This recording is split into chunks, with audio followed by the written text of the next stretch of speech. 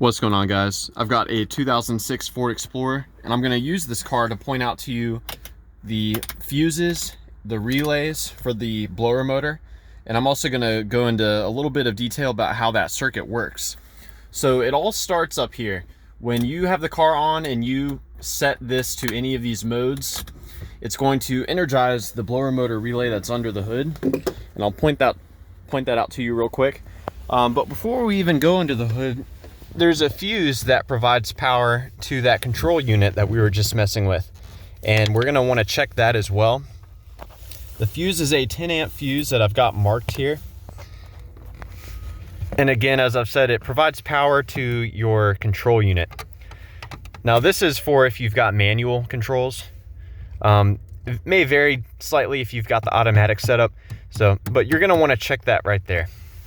Now let's head under the hood and I'll show you the relay number one, as well as the fuse for the blower motor power. So we're going to open this up here.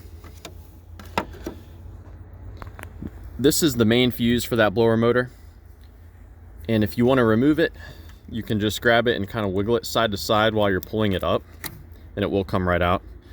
You can also look down the top and see if it's blown or not. As you can see, that one is in good shape. Now the blower motor relay is going to be in that upper right hand corner, and you can try tapping on it to see if you can get it unstuck. You know, sometimes that's the problem, it's just stuck. What I prefer to do is swap it with a known good relay. So if your wipers work, then you know your wiper relay works, so that would be a good candidate to swap in. A great candidate is this relay here for the trailer brake or battery system, I believe. This relay is probably never used on your car, so that would be a good one to swap in. Now, let's go into detail about these pins here. I've got them color coded. This red pin, that should be receiving a constant power from your 40 amp fuse right there. And when this relay is energized, it sends power to the white pin from the red pin. That white pin goes directly to the blower motor. It also goes to your blower motor relay number 2. Now we've looked at that 10 amp fuse that was under the that was inside the car. That sends power to the HVAC control, and when you turn any of the modes on, that's where the power comes from. So it'll send a power onto this pin. So you should see a power here from your HVAC control to turn on the blower motor. And this pin should be a constant ground. So you should see a constant ground there. So again, both of these are powered. That is ground, and this white one goes to the blower motor. Now let's head inside the car. I'll point out to you the location of the blower motor number 2 relay, as well as the resistor and the blower motor itself. So we're gonna pop down here. This is the blower motor itself. And again, just like that relay, give it a couple of good solid whacks. Maybe it can be, sometimes it gets stuck, sometimes moisture will get in there and get into the motor and cause a bad connection.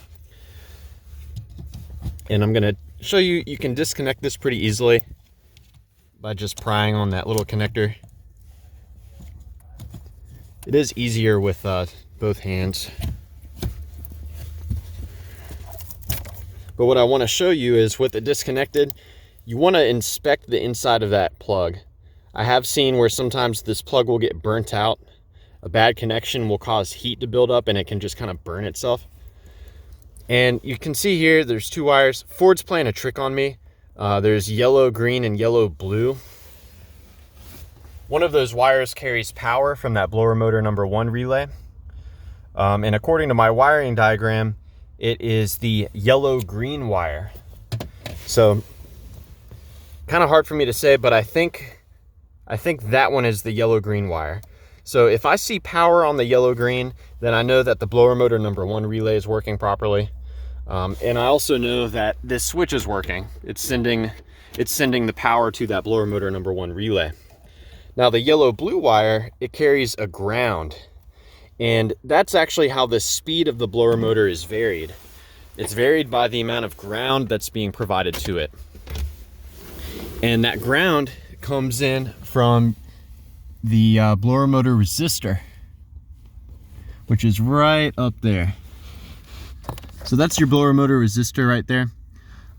Textbook situation where this is failing is if, like, let's say speed number 1 works but speed number 2 doesn't, or if none of the speeds work except for the high speed. And interestingly enough, on this car, that's your blower motor number 2 relay. This relay is only used when you've got it set to the highest speed.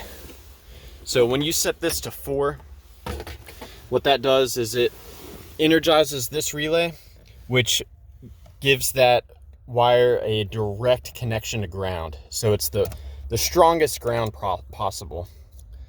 All other speeds are using that blower motor resistor right there. So yeah, I hope I've given you enough info to properly troubleshoot the blower motor on your Ford Explorer. Please let me know if you've got any questions, or more importantly, if you have any advice about how to troubleshoot this stuff. And I appreciate you watching. Have a great day.